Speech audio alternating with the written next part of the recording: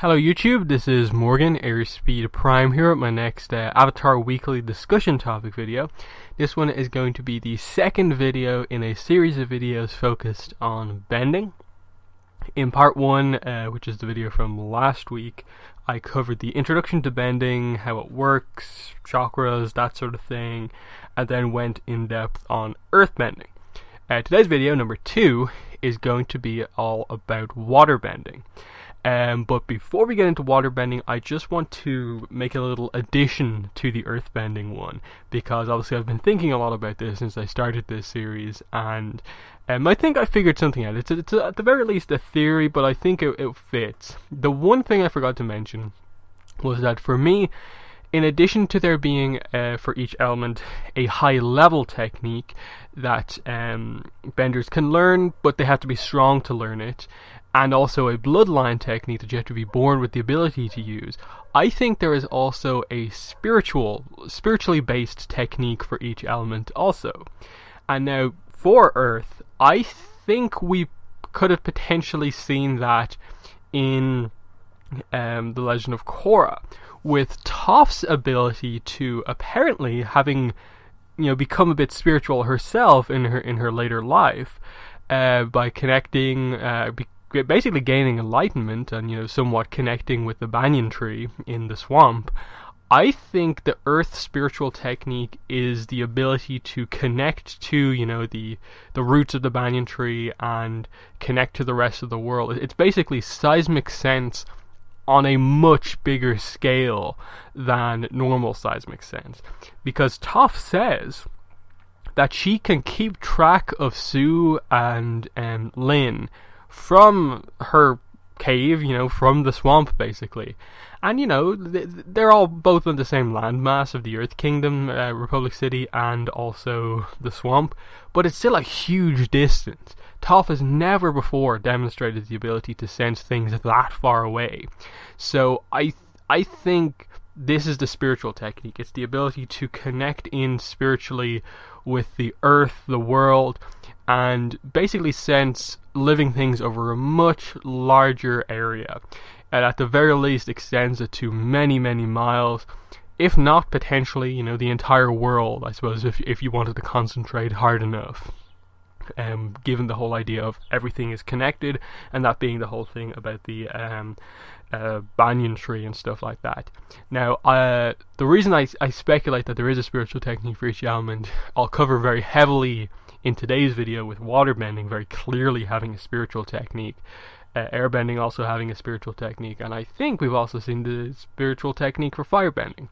So that's just an extra thing I wanted to add to kind of bending overall, but also the bit I didn't cover in earthbending on the first one. But yeah, let's get into waterbending. So, waterbending, or just the element of water, I suppose, is the element of change, and that's what Iroh says about it. And he basically describes the people, and I too would agree with this. The people are changeable, adaptable. They can deal with all of this stuff happening, and to some extent it's like the people of the Earth Kingdom, they're able to survive, but in this case it's less. They have so much substance and stuff like that, they remain strong, but they're able to adapt even to like heavy loss. And an example of this would obviously be the Southern Water Tribe. They suffered huge losses during the war. They were the water tribe focused on by the Fire Nation, to the point, obviously, of only having one waterbender left by the kind of time the war came to an end. And, but they were still able to adapt to that. They were able to adapt to their tribe, changing from being reasonably prosperous to only being like a couple of scattered villages. But they adapted. And the other thing with the water tribe is that obviously they are very family focused. That's something you definitely describe about the people of the water tribes. They focus very heavily on their family and the people that they care about. Absolutely. You can see this just in terms of how the kind of culture is put together. Like in the Southern Water Tribes, you have these kind of family units, and the fathers take a big role in their sons' development into warriors, and stuff like that. Even in the more traditional Northern tribe, you see that the fathers take a huge pride in like the arranged marriages for their daughters and finding the right suitor and that sort of thing. The emphasis on, if you can bend, choosing your correct bending form and how to do that. And it's an interesting thing about water tribe culture in general, that it's so different from tribe to tribe, in that the northern tribe is very traditional. Like you'd almost think, for a nation that focuses so much on family, that why does the north have arranged marriages all the time?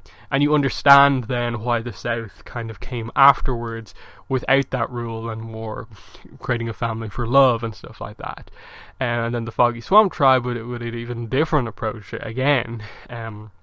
I suppose more focused on nature, less just on ice, water and stuff like that, and more on just the water within nature, I suppose. But definitely a very interesting culture to waterbending, the philosophy behind it, in terms of the way they work in combat. You would definitely say waterbending is focused on redirection, using their flow of emotions, which is another thing that waterbenders have. Their bending becomes more powerful if they have control over their emotions and can use them, I suppose, without losing control over their emotions. But high emotions does make waterbending stronger. It's all about just how well you control it.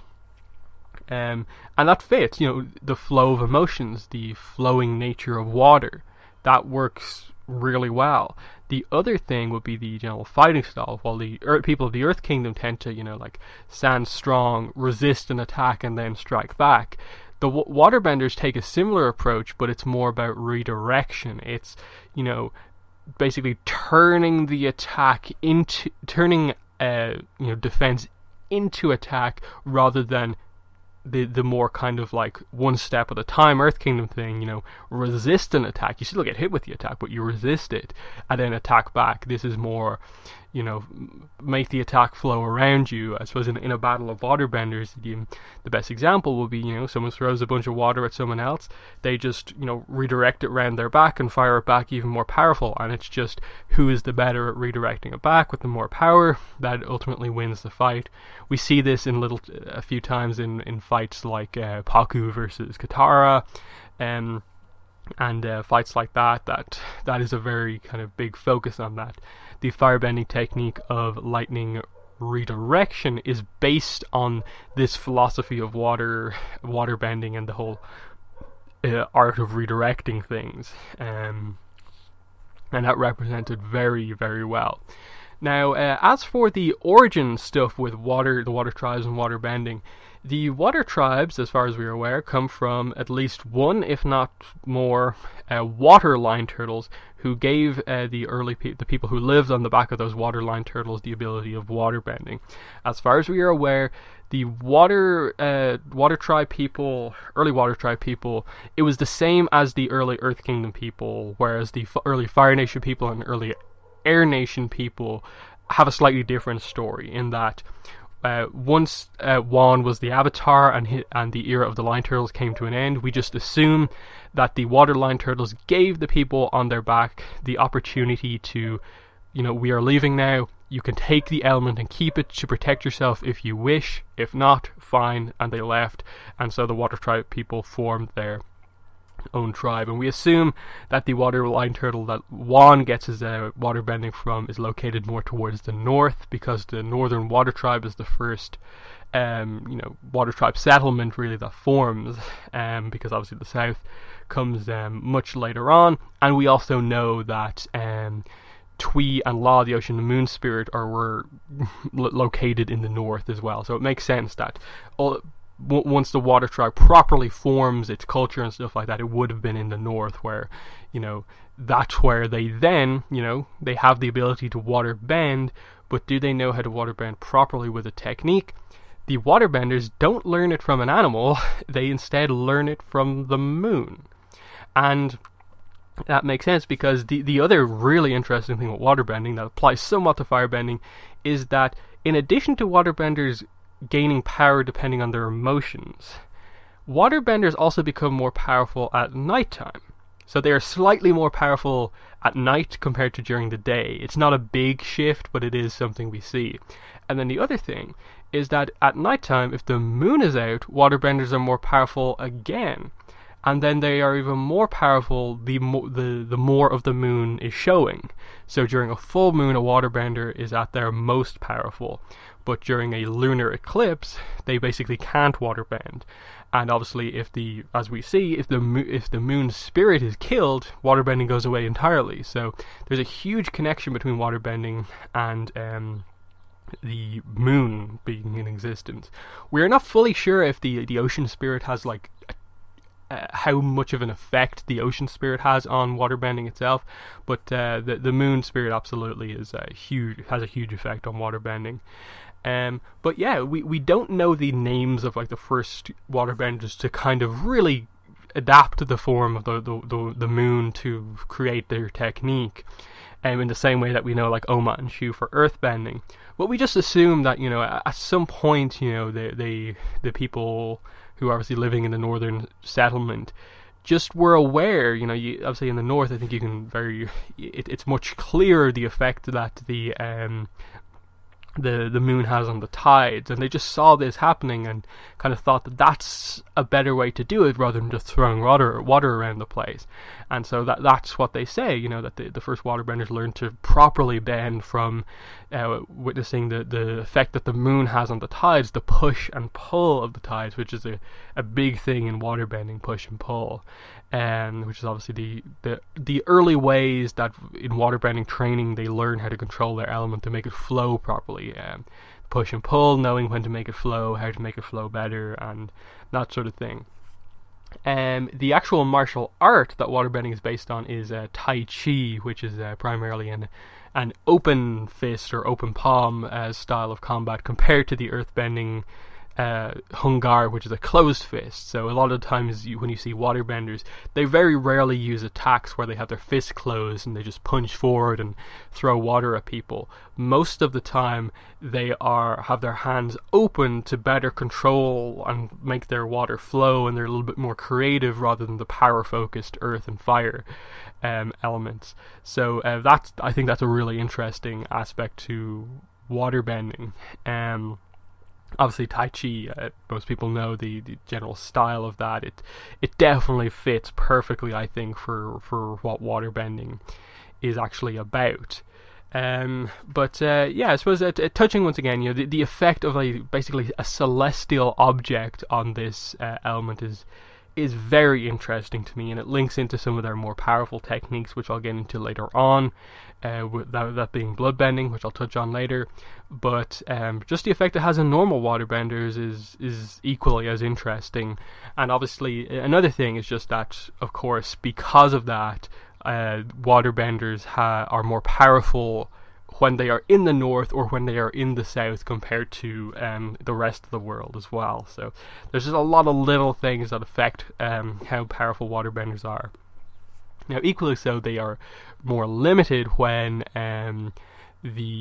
during the daytime, but I think most of the time, you know, just being out in the day, it's not a real effect on waterbenders. But you can see the limitation of waterbending, given that it does heavily require you to have water around.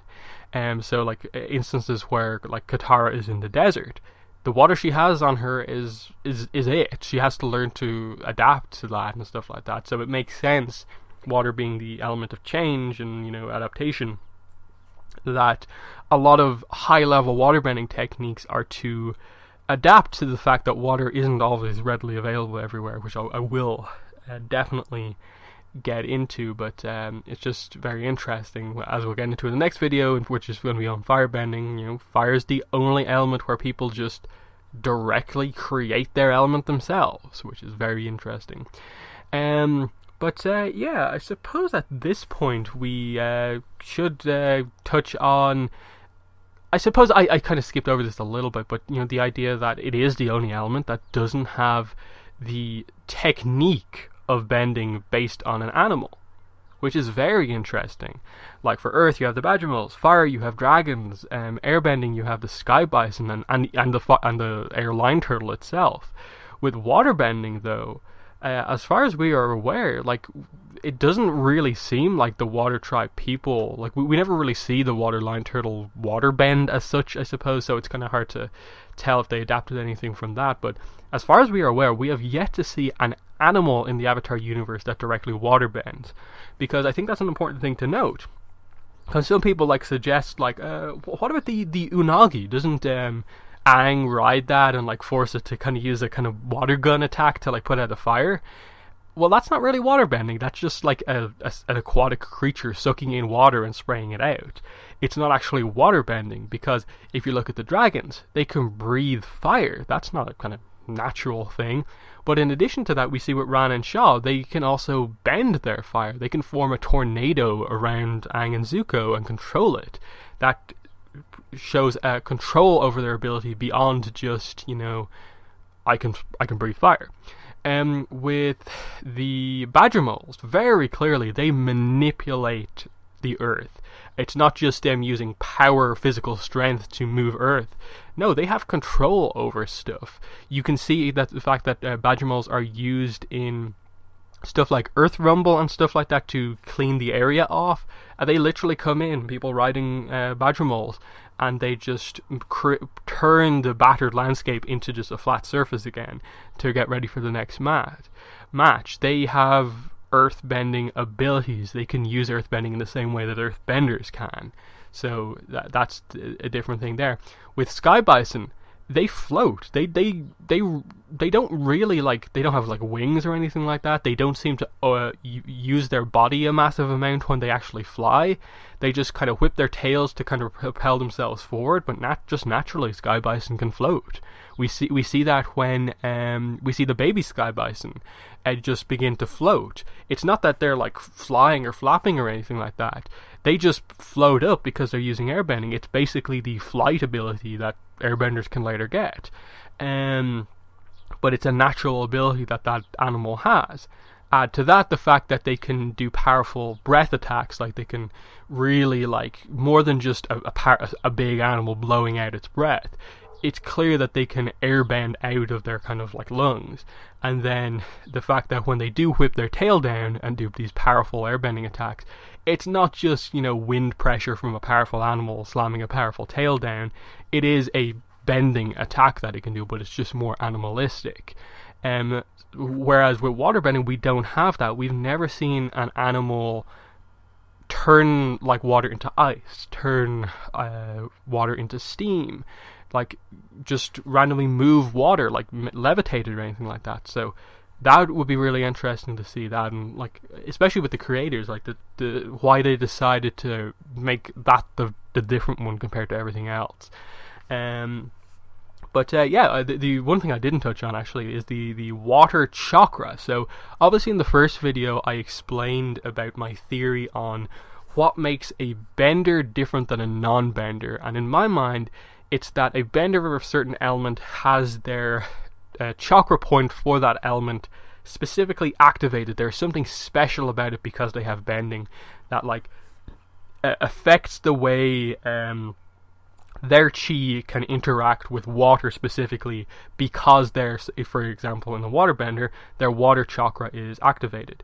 Now the water chakra is located in the sacrum, which as far as I'm aware, it's weird because the earth chakra is located in the base of the spine, but if you look up stuff on the sacrum, it's basically the base of the spine, but it's more like, with earthbending, it's the structural base of the spine, but with the sacrum, it's more referring to, like, the more kind of genital area, which makes sense because when you get the Guru episode and the Guru Patik is talking about the chakra points, he mentions where all of them are located except the water chakra, and that is specifically, I think, is because he doesn't want to mention where it's located, and it makes complete sense when you see what it deals with. The water chakra point deals with is like powered by pleasure, blocked by guilt, which sort of deals with the kind of romance type stuff. So you can see where it all kind of comes together.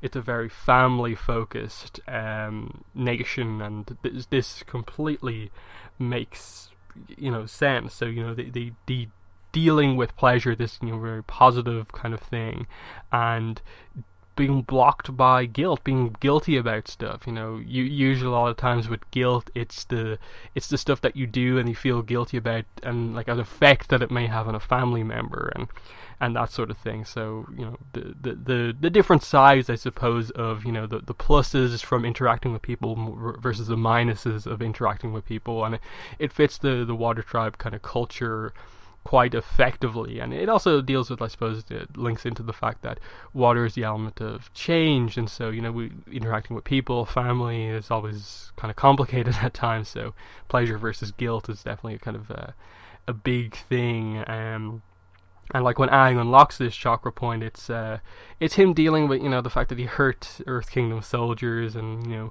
more accepting the fact that this is something that happened, and like you have to forgive yourself for some of the mistakes that you make, and that there are positive things you can focus on instead. So yeah, let's now move on to talking about the different techniques of waterbending. So yeah, with waterbending, it has a ton of different techniques. It's probably the most fleshed out of the bending forms in terms of us knowing, I think, most of, if not all, possible techniques that exist for it. So we'll start with standard waterbending, which of course is just manipulating water in its liquid state, which is what we mostly see. And it varies from just standard a little bit of water using as a whip, just blasting it at someone with force, or just that sort of thing. But it also, if you have larger bodies of water, they can do stuff like create kind of walls of water to block stuff, create tidal waves.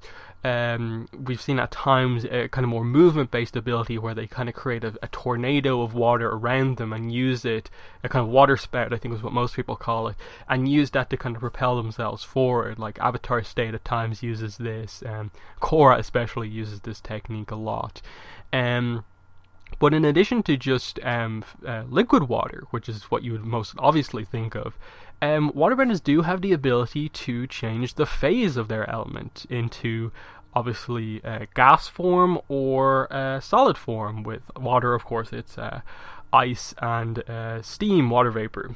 Now, this is, I think, a mistake some people make when they talk about bending, especially when it comes to lava bending. People say, oh, but it has to be somewhat of a firebending technique. Lava bending has to be a half fire, half earth technique because it deals with heat.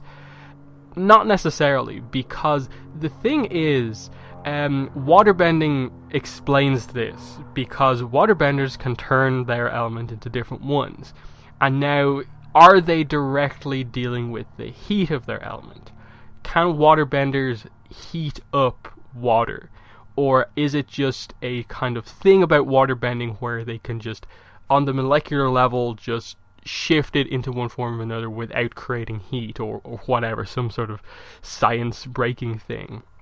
That's the thing. I think this is where the science aspect of it kind of has to go out the window, and you have to put it down to more, this is the effect of water chakra, chi paths, chi energy not being a thing that really exists.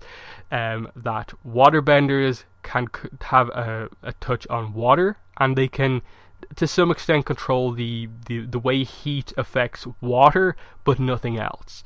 Just like we see with lava bending, it highlights that lava benders have an extra control over the heat of Earth and can turn it into lava if they want to. And as we get into a firebending, that firebenders actually have direct control over heat itself, which is a different thing to make as well. So, when it comes to waterbending, it's that waterbenders can turn water into steam or water into ice. And that's really the only effect they can have with regards to heat. It's not that waterbenders who can turn stuff into ice have some element of firebending in it because they have a control over heat. It's just that it's just a way that they can further manipulate their element. But because of the nature of water having various forms, it makes the technique so interesting in that you see characters like Tonrock especially uses ice to like augment the fact that he's a very strong and powerful character, creating like fists of ice and using it to deliver powerful blows. But you can also use ice to augment your movement as well, because obviously ice is slippery, and you can like Katara uses it a couple of times. I think she kind of creates a kind of pathway / ramp out of ice and uses that to kind of jump over gaps. And you know, obviously you can also to some extent use ice kind of a bit like earthbending if you wanted to. It's the more defensive kind of style of waterbending, and I suppose if for waterbenders who really want to do some damage, ice is the way they do it as well, by creating like icicles and stuff like that. I suppose if they really wanted to, they could create swords out of ice, and that sort of thing. So that's the more offensive, I suppose, arts of waterbending. But then equally so, you have the kind of gas form, the water vapor, mist / steam. Now, we don't see a lot of techniques that from waterbenders using this. The most of the time, it seems to some extent that the waterbenders don't have the best control over water in its gaseous form, in that the only thing they seem to be able to do is just do it on a kind of larger scale to create some sort of a fog, mist, steam type situation. But they can't, like, say, like Katara couldn't just get a stream of water that you would usually just hit someone with, and just direct it as steam and scald someone. That seems like it's too subtle of a use of steam to be effective, that they have to use it on a kind of wide area and they don't really have that much control over it. I do think to some extent that it's easier for a waterbender to kind of turn water from water vapor into liquid water, that like get liquid water from the other way. But I think it is kind of one where they don't have a very strong control over water when it's kind of so separate and kind of in its gas form.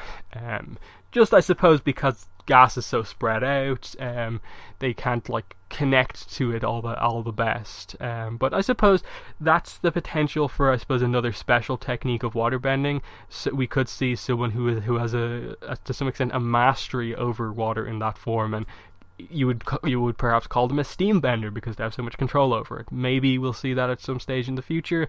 That seems like a really cool idea for a potential waterbending villain, given that we've already had a bunch of them. So they're the kind of basic techniques, but there are still other types of waterbending that they can use without you requiring to be like a super high level waterbender or a special waterbender born with a special technique. And one of those is obviously the art of healing, which it seems to be one of those ones that some waterbenders have this technique, some don't. I wouldn't quite call it a bloodline technique, in that I do think it's perhaps one of those ones where it's more like, yeah, you kind of have to be relatively strong in waterbending to do this. But I do also think that it's just an also cultural thing within the waterbending thing, where they just tended to say, okay, the women who are waterbenders, they just do healing. It is a little bit inconsistent in the show, in that when they first introduced it, it's like a special ability, but then it's kind of more revealed to be a kind of just cultural thing, that only the women really actively learn the healing techniques and the men tended not to. But I think to some extent we know that most, in any way, powerful waterbenders probably can learn to heal if they want to. I sort of see healing a little bit like metal bending, in that it requires a more subtle connection to waterbending. So if you are more of a warrior type person, perhaps the subtleties of healing might perhaps elude you. You do have to kind of deal more with the connection to the element. But as I roughly explained in the first video with regards to the chi paths, fundamentally what healing is, it's using water as a, I suppose, catalyst to open someone's chi paths and direct their chi to a certain location where the water is. So it's kind of channeling energy into water to, in terms of, I suppose, the way chi works in the body. That's kind of what the Avatar universe kind of explains as to how the body heals itself to some extent. So, it's basically accelerating the healing process by using water as a kind of way to draw energy towards it, and that's how it works. It expands the chi, the chi paths, and draws energy, whereas Amon's take away bending technique is the opposite. It constricts chi flow, which I'll get into later on. But healing, definitely very, very interesting that water has that technique. Other stuff is obviously just different ways that you wouldn't obviously think there is water. Like plants obviously have water in them, and there's obviously two ways you can really do that. You can just bend the water within a plant and kind of more manipulate the plant itself as a kind of puppet type thing, which we see with like the Foggy Swamp tribe. That's kind of what they specialize in, and that there's not always, a ton of water around. There's little streams and stuff like that in swamps, but primarily the water that they deal with is in plants, and so vine bending is a key thing there. The other way is, I suppose, sort of goes against the philosophies of waterbending, but it's just directly kind of destroying a plant or something like that to get the water out of it, just so you can have more water. Other stuff would honestly be like using your own sweat for waterbending, and I suppose we haven't seen it in the show yet, but obviously using your urine as it as well. But I doubt we'll ever really see that in canon, because it's probably a little bit too kind of like, yeah, we kind of don't want to show anyone doing that. But it kind of would be also at the same time be a fun joke. Like they did the kind of metal bending kind of joke like that with Lynn zipping up Bolin's zipper like that. So maybe they would do something like that at a later stage. And all of this little more subtle stuff, manipulating the water within living things, is all getting towards bloodbending. But there are also a few more examples I want to talk about as well. Katara basically saves Aang from, drowning, like wakes him up from being unconscious after kind of nearly drowning. By what she does is she manages to get the water out of his lungs by using waterbending on the water within his body, and takes that out of him and kind of cures him that way. So you could see the even further medical use of waterbending beyond just healing for like choking and that sort of thing. The other one is a kind of non-canon example, but I do think it makes some sense, and that is Kinko from the Avatar trading card game. He was basically this kind of more jokey, kind of trickster, kind of waterbender character, and his technique that he would often use to kind of win sparring matches would be that he would manipulate the water within someone's stomach to make them ill and potentially sick, and that would give him the advantage in the fight at the start. I think that's a very clever use of it. That definitely kind of works, given the as I've just gone through, the gradual evolving of these techniques to gradually manipulate the body a lot more than usual. So that's very, very interesting. I suppose at this point we'll get into the special techniques. Let's first go for the spiritual technique of waterbending, which I think is super interesting, and this is what really kind of made me think, like, wait, if waterbending has this, then there must be one for the other elements, and it all fit together. Waterbending's spiritual technique is, of course, spirit bending. This is the technique that Unalaq uses, that Korra then uses, and Korra is basically the only person alive who seems to know this technique. It's very much based in spirituality, but it is very clearly a waterbending technique. And obviously the way it works is that you use water and you encircle a spirit or human with the technique, and you can basically how it works, it is revealed to be somewhat of a variation on the healing technique, but how it works is that it's kind of manipulating the positive and negative energies, I suppose light / dark energy, because the main the main use of it is to turn light spirits dark, using the kind of dark version of it, or dark spirits light, which is the other version of it. But it also has the effect of, effectively, you can also use it to somewhat destroy the spirit of someone. If you use the dark version of it, it's a very kind of negative destruction of it. The light one is more of a purification technique. And then obviously the effect it has on spirits is that it forces them to be reborn again, because spirits obviously can't really be killed. But the effect that it seems to have on humans is that it kind of destroys their spirit. Obviously in very different ways. One is a very negative, destructive way, and one is a more of a purification technique. So Unalaq was planning to destroy Korra's spirit using the dark version of the technique, whereas in the end, Korra purified Unalaq's spirit by basically freeing him from the control of Vaatu, but in the process, obviously, starting, I suppose, Vaatu's kind of rebuilding kind of cycle, because obviously we know Robert and Vaatu can never be fully destroyed, but she kind of started that again for him. But yeah, the main use of this is, of course, as we've seen in the show, it kind of purifies dark spirits and kind of allows them to kind of reform themselves back into light spirits at a later point, because spirits don't die, of course.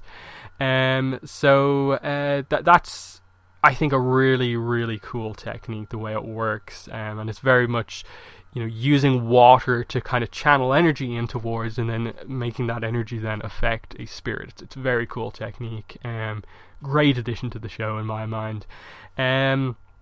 Next technique would be the I suppose master level / high level technique that any waterbender who is powerful enough can use. But, there are obviously going to be some lower level waterbenders who perhaps can't do it, because it does require a lot of skill to use. But it's not, you're not really limited by if you can use this or not. But the unique thing with this one is that it's obviously bloodbending. Now, there's a kind of caveat to it, in that any waterbender can only use bloodbending when the full moon is out. Not just part of the moon, half moon, it has to be the full moon. And then a waterbender can manipulate the water within a human or other living, I suppose, non-plant living thing, and manipulate them to the point where that living being, that thing, doesn't have control over their own body. You can effectively use them as a puppet. You take away their free will using your bloodbending grip, which is the way they describe it, is that it's kind of the power of your influence on them. And someone who is powerful enough in bending, or just a strong personality, etc., can break through someone's grip just through sheer force of will, but it is difficult because the technique is so powerful, and obviously to even use bloodbending in the first place, a waterbender is at their most powerful because the full moon is out, and then someone using bloodbending is obviously using a very powerful technique in the first place, so it's hard to break out of. And then if a bloodbender was being violent enough, they could very quickly finish the job and kill you before you even have a chance to do anything, because of course, if waterbenders can rip out water from plants, what's to stop them from doing it to living beings? Obviously, the show being on Nickelodeon restricts them from probably ever showing that, and I doubt even in comics or anything like that they will show that, but it is a potential, I think, for the technique. But the main use of it is, of course, that Hama invented the technique when she was imprisoned by the Fire Nation, and first initially practiced it on rats, killing a lot of them in the process before she could master it, and then eventually moving on to humans. And Katara knows how to use the technique, but had it outlawed in Republic City until Yakone obviously started to use it, but is one of those techniques that is looked upon as one that shouldn't be used because it's so morally wrong. Taking control over someone's free will and controlling people is just not a good thing to do. So it's interesting that such a kind of family, personal relations focused element of waterbending has a technique that kind of takes away kind of someone's personality almost. It's very, very interesting. It shows why it's kind of a dark art almost. But really, really interesting stuff there. The bloodline technique, or a special bending technique that a person can only use if they are born with the ability to do it. no matter how powerful someone is, if they don't have the fundamental inbuilt like genes reasoning to use the technique, they can't use it. So Katara, for instance, as far as we're aware, can never use this technique because she wasn't born with it. Tonraq can't, never born with it. Korra, same thing. As far as we are aware, the only people who can use this technique is the family, the bloodline of Yakone. Yakone and then his two sons, Tarlok and Noatok / Amon, obviously, alias. But as far as we are aware, that family is gone. Both of them are killed. Yakone is dead. Yakone's wife is dead too. So that family is gone. That technique, as far as we're aware, at least right now, is gone. It could very easily come back because I think it's very much established that Yakone was kind of the first one of these psychic bloodbending, which of course is the technique. But I think it could come back at some point in another generation. We don't really know why the technique manifested itself in Yakone first, or the reasonings behind it. It could just be, bending evolution, just over time, a powerful waterbending family. The genes are going good, and just this is the waterbending at its absolute most powerful. But yeah, the technique is, at a base level, it's bloodbending without the need of the full moon. That's the basic technique, the fundamental kind of like, this is the special power. Because Tarlok can't use psychic bloodbending. He can bloodbend at any time during the day, but he has to use his hands still to activate the technique. He is just as powerful in many ways as the other characters, but the fact that he can't do it psychically without the use of his hands kind of is a limitation on him, but he has that special technique that the others have, and I suppose if he could develop beyond the point that he was at, he could eventually do psychic bloodbending. But it's interesting that there are actually two levels to the waterbending special technique. But yeah, the whole family can do this. The obviously enhanced level is the psychic version, where Amon, Noatok, and Yakone can bloodbend without even having to use their hands. They can just think about it and take control over someone's body. Yakone takes over a whole courtroom full of people, including Aang, Toph, Sokka, very powerful characters. We see Amon obviously just completely walk through Tarlok's bloodbending grip, which is super impressive, and control characters like Korra, like Mako, very easily. Even Tarlok demonstrates the power of this special technique with controlling a whole room of people like Mako, Bolin, Tenzin, Lin at the same time. Yakone almost killed Aang if not for the Avatar state, and I think that tells you how powerful this technique is, at least in one-on-one combat. It may not be the most destructive technique in that it requires you to use it on a human compared to lava bending, which could just destroy objects and things. But in terms of like one-on-one fights, I find it very hard to like side against any of these characters who have psychic bloodbending, simply because of the range of the ability, how powerful it is, and how much time it takes to resist the technique. Only characters like Korra and Mako resisted it, and even then, if Amon really wanted to just deliver the final blow, he could have done it like a minute or two before Mako and Korra broke out of it.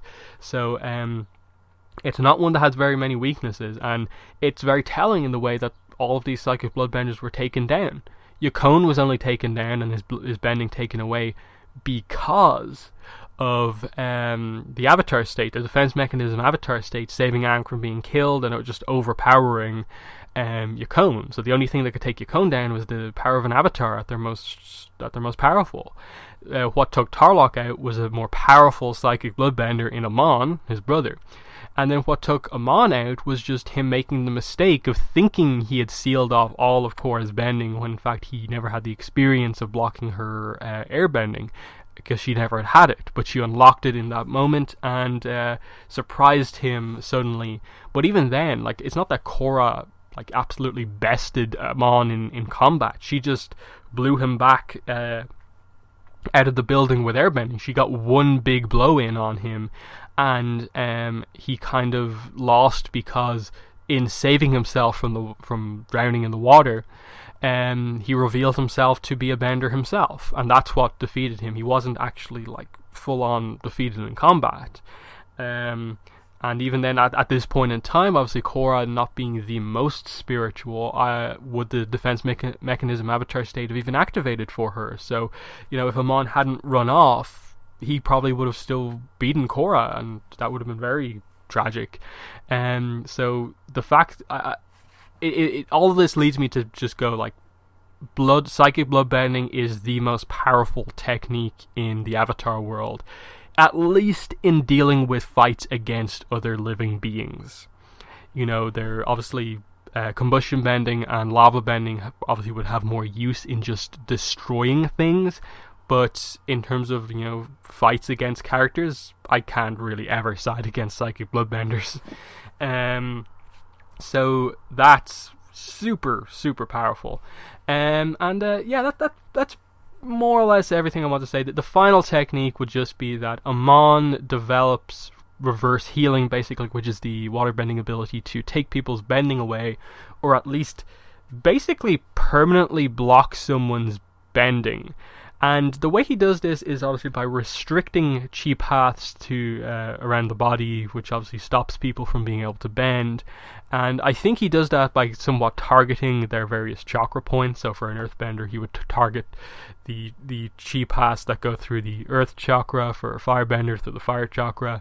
And obviously the mistake he made was that he had never taken away an airbenders bending before, and so he wouldn't really know about how the chakra flow works through that area. So very interesting, and it is a technique that, to even go against it, to get your bending back after that, it does require energy bending to kind of counter. So it is very permanent, to the point where it almost seems like he almost cuts someone's chi paths, that he doesn't just block them fully. It's almost that he like destroys them, or somehow just a really incredible case of reverse healing. And it requires energy bending, which seems to effectively be the ability to manipulate the chi paths or chi directly to give someone their bending back, because obviously it's the line turtle's energy bending that gives people the bending in the first place. I'll get into that. I'll do an energy bending video at a later point, but that's waterbending.